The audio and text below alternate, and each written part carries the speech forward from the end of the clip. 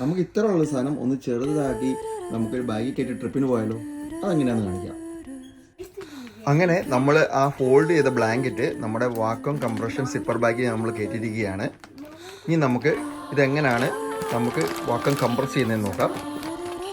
Ceiling complete ആയതിനു ശേഷം നമുക്ക് വാക്വം കംപ്രസ് ചെയ്യാം. ഇതിൻ്റെ വിധത്തിൽ നമുക്കിത് എയർ റിമൂവ് ചെയ്യാം. ഒരെണ്ണം വരുന്നത് ഇതിൻ്റെ കൂടെ വരുന്ന ഒരു പമ്പാണ്. ഈ പമ്പ് വഴി നമുക്ക് ഇതിൻ്റെ എയർ റിമൂവ് ചെയ്യാം. അതെങ്ങനെ നമുക്ക് നോക്കാം. പിന്നെ വേറൊരു മെത്തേഡ് നമ്മുടെ വീട്ടിലുള്ള വാക്യൂം ക്ലീനർ വെച്ചിട്ടാണ്. വാക്യൂം ക്ലീനർ ഇതിൻ്റെ ടിപ്പിലോട്ട് ഘടിപ്പിക്കുക. അപ്പോൾ നമുക്ക് കാണാം എയർ ഇങ്ങനെ കംപ്രസ് ആവുന്നത്. അപ്പോൾ ഇതിൻ്റെ ഉള്ളിലെ എയർ എല്ലാം കളയുന്ന ഒരു ടെക്നിക്കാണിത്. അങ്ങനെ നമുക്ക് നല്ല സ്പേസ് ലാഭിക്കാം. കണ്ടില്ലേ, അത്രയും വലിയൊരു സാധനം ഇത്രയും ചെറുതായത്. ഇത് കഴിഞ്ഞ് നമുക്ക് ഇതിൻ്റെ ക്യാപ്പ്